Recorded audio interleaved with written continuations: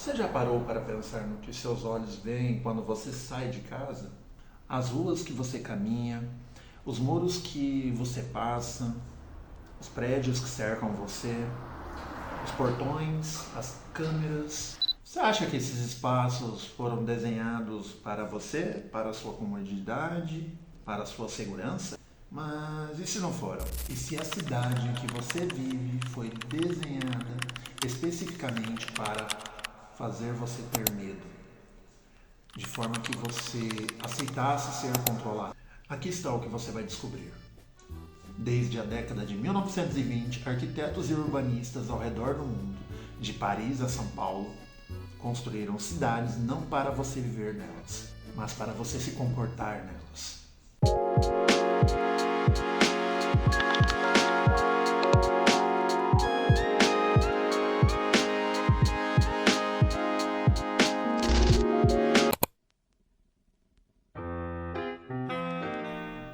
Vamos começar em 1925.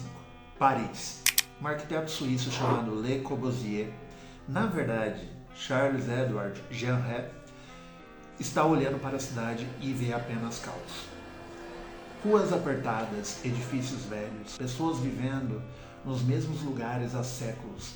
Para Le Corbusier, isso é um problema a ser resolvido. Então, em 1925, ele apresenta algo chamado Plan Voisin, um plano para demolir cerca de 240 hectares do coração de Paris. A região inteira do Marais, substituir por 18 torres de vidro e aço idênticas, geometricamente perfeitas, espalhadas sobre um vazio de parques e vias. Aqui está o insight que Le Corbusier tinha e que muitos arquitetos compartilhavam naquela época. Se você conseguisse mudar o espaço, você mudaria as pessoas. A cidade não era apenas um lugar onde as pessoas vivem, era uma máquina para transformar o comportamento humano. Le Corbusier queria abolir a rua tradicional, medievalista, complicada, viva, e substituir por ordem, blocos residenciais isolados, vias para carros, parques públicos vazios. A promessa era igualitária. Liberar as pessoas da moradia apertada, vamos criar cidades racionais, vamos acabar com as divisões de classe pelo desenho. O plano foi rejeitado por Paris. Era radical demais, mas, e isso é importante, os princípios dele se espalharam pelo mundo. Agora vamos para 1956, Brasil. Juscelino Kubitschek é eleito presidente com a promessa ambiciosa. Vou construir uma nova capital, uma cidade símbolo do desenvolvimento brasileiro, uma cidade que vai transformar a nação. E Kubitschek contrata dois dos maiores nomes da arquitetura brasileira, Lúcio Costa e Oscar Niemeyer. Brasília é desenhada exatamente segundo os princípios de Le Corbusier: superquadras isoladas, vias de tráfego de alta velocidade, ausência de ruas no sentido tradicional, um plano piloto onde cada zona tem uma função, residencial aqui, administrativo ali. É a promessa de igualdade através do desenho. Mas, e aqui está o problema, Brasília nunca conseguiu abrigar a mão de obra que a construiu. Os candangos, os operários que ergueram a cidade, foram expulsos após a conclusão. Foram para as cidades satélites, nas periferias. Brasília virou a capital da elite. A utopia igualitária virou a replicação mais perfeita da desigualdade que havia tentado abolir. A arquitetura não consegue mudar as relações de poder, apenas as espacializa. Mas a história não para aqui, porque enquanto Brasília era construída, algo começava a acontecer nas grandes cidades do mundo. Pessoas começavam a perceber que as cidades modernistas não estavam criando igualdade, elas estavam criando abandono, medo, isolamento. Em 1961, uma mulher chamada Jane Jacobs vai questionar tudo isso.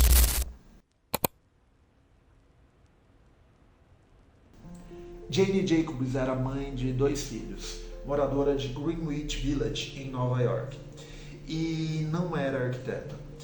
Mas em 1961 ela publica um livro chamado Morte e Vida de Grandes Cidades, que muda completamente como pensamos sobre urbanismo. Jacobs observa a rua dela em Greenwich Village, comerciantes, crianças jogando, estranhos passando, olhares trocados, e percebe algo que ninguém tinha articulado antes. A segurança da rua não vinha de polícia ou desenho, vinha de olhos. Os olhos do dono da mercearia, que fica na esquina. Os olhos da mãe que senta na varanda, os olhos de gente que conhece a rua porque vive nela. Jacobs chama isto de olhos da rua, e ela prova, através de descrição etnográfica detalhada, que ruas com vida, com diversidade de usos e densidade de pessoas, são automaticamente mais seguras do que qualquer rua planejada por um arquiteto em seu escritório. Agora é fácil dizer que Le Corbusier era vilão e Jane Jacobs era uma heroína, mas preciso ser honesto. Le Corbusier não era malévolo. Ele estava tentando resolver um problema real: o superloteamento habitacional, saneamento precário, falta de ar e luz.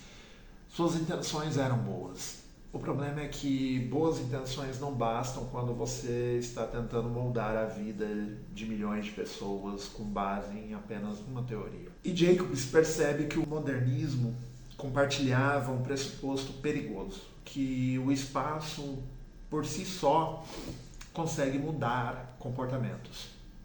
Jacobs diz algo que mais tarde vai ecoar em toda a crítica urbana: rua boa não é feita por decreto, é feita por pessoas que escolhem estar ali. Agora pulamos para 1972, St. Louis, Missouri. A demolição de Pruitt Eagle é uma imagem que vai se tornar simbólica. Um crítico de arquitetura chamado Charles Jenkins vai dizer que a arquitetura moderna morreu em St. Louis, Missouri, em 15 de julho de 1972, às 15 horas e 32 minutos. Pruitt Eagle era um conjunto de torres segundo princípios modernistas. 33 torres, 11 andares cada, geometricamente perfeitas. E depois de alguns anos virou símbolo de abandono, crime e deterioração. Mas aqui é onde preciso interromper e ser honesto. A culpa não é só da arquitetura. Pesquisadores recentes mostraram que Pruitt Eagle não fracassou por ser moderno. Fracassou porque o Estado cortou o orçamento de manutenção, porque havia racismo estrutural, porque a cidade de St. Louis desabou economicamente. Mas, e isso é importante, a demolição se tornou um símbolo, e símbolo é poderoso. A partir de 1972, o modernismo urbano perde crédito e algo novo emerge.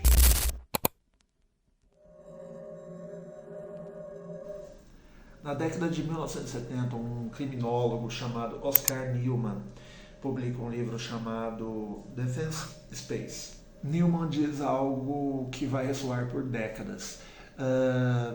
Se você desenha um espaço corretamente, as pessoas vão naturalmente defender seu território. Edifícios baixos, até 3 andares, são mais seguros que torres. Por quê?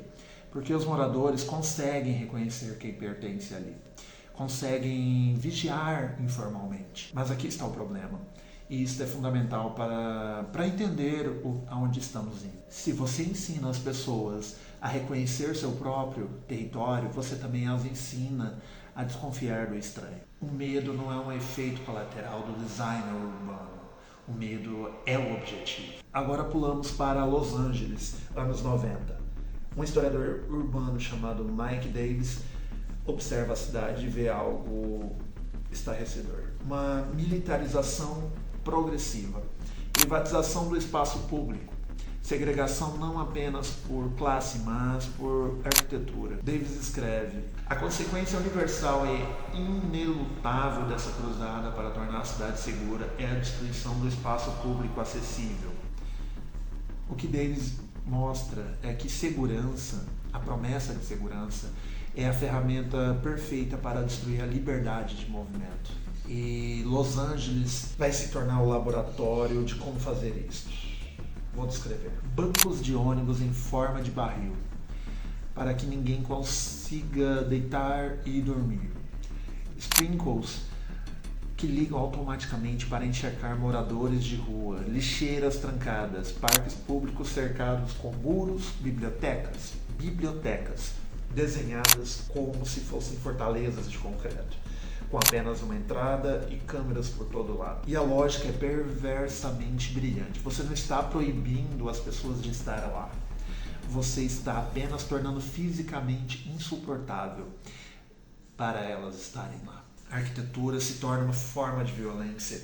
Violência que não deixa marcas físicas, mas deixa marcas no comportamento. Agora, de onde vem essa ideia de que o espaço pode controlar o nosso comportamento? Um filósofo francês chamado Michel Foucault, ele estuda o panóptico, uma forma de prisão desenhada por Jeremy Bentham, onde um único guarda em uma torre central consegue ver todos os prisioneiros. Foucault percebe que o panóptico funciona porque os prisioneiros nunca sabem se estão sendo vigiados ou não. Apenas sabem que poderiam estar. E isso é suficiente para eles se autocontrolarem. Agora imagine isso em escala de uma cidade inteira. Câmeras em toda parte, algoritmos vigiando rostos, dados sendo coletados em cada movimento. Você não é preso, você é apenas constantemente observado. E esta observação, mais do que qualquer muro, te faz se comportar.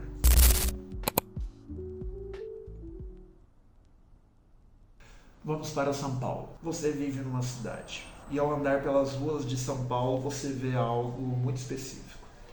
Muros altos, muito altos, com arame farpado no topo, câmeras, guaritas com seguranças armados, portões de ferro. Uma pesquisadora brasileira chamada Teresa Caldeira escreveu um livro, Cidade de Muros, e ela chama isto de enclaves fortificados, espaços privatizados, fechados e monitorados. Caldeira mostra que São Paulo hoje não é dividida por bairros, São Paulo é dividida por muros. A elite vive em condomínios fechados. Os pobres vivem em favelas cercadas por violência policial. E Caldeira faz uma observação perturbadora. São Paulo é hoje uma cidade de muros. Os residentes dos condomínios cercam-se para fora da vida agitada e rude da cidade e para dentro do oásis de calma e segurança. Mas com isso, cercam todos os outros para fora dos lugares decentes e seguros. A segurança de alguns é a prisão de todos. Agora, Rio de Janeiro, 2008. O Estado cria algo chamado UPP, Unidade de Polícia Pacificadora. A ideia é instalar bases militares dentro de favelas, não para proteger os moradores, para controlar os moradores. Uma pesquisadora e vereadora chamada Marielle Franco, que foi assassinada em 2018 por esta luta, documentou que as UPPs funcionavam como ocupação territorial. Marielle escreve: o hasteamento da bandeira é marca da conquista territorial. O Estado não faz ocupação militar com esta envergadura em nenhum outro bairro, apenas nas favelas. E depois, quando a favela é pacificada, o que acontece? Gentrificação, novas construções, especulação imobiliária. Os moradores antigos são expulsos não pela violência direta, mas pela impossibilidade econômica de ficar. O controle territorial é também controle econômico.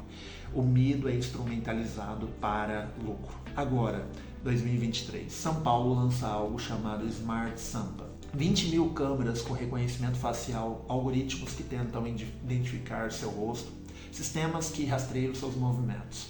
A prefeitura diz: isto é para segurança, isto vai acabar com o crime. Mas pesquisadores da rede de observatórios de segurança mostram que 90% das pessoas presas por reconhecimento facial em 2019 no Brasil eram negras. Os algoritmos erram 34% mais com mulheres negras do que com homens brancos. A violência não é neutra. Ela replica e amplifica o racismo histórico. O algoritmo é apenas a última camada de uma arquitetura de controle que começou muito antes.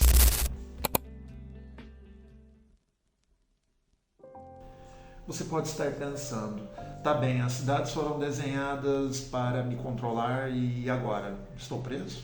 Não. Existe uma tradição de pensadores que vão te dizer que a cidade não é determinada, a cidade é disputada. Um geógrafo chamado David Harvey cunha a expressão direito à cidade. E ele não significa o direito de você consumir o que a cidade oferece, significa o direito coletivo de transformar a cidade. Isto pode parecer abstrato, mas em prática significa feiras livres, espaços onde o comércio não é intermediado, onde estranhos se conhecem, saraus em favelas, onde comunidades se reocupam à noite, ocupações de moradia, onde pessoas sem casa simplesmente tomam prédios abandonados, movimentos negros que exigem presença e direito ao espaço público. Isso não é romantismo, isso é resistência estrutural. É dizer ao arquiteto, ao Estado, ao algoritmo, vocês não conseguem controlar este espaço porque nós estamos aqui. A arquitetura molda você, mas você também consegue moldar a arquitetura. A próxima alavanca, a próxima força estrutural que precisa ser entendida é exatamente esta.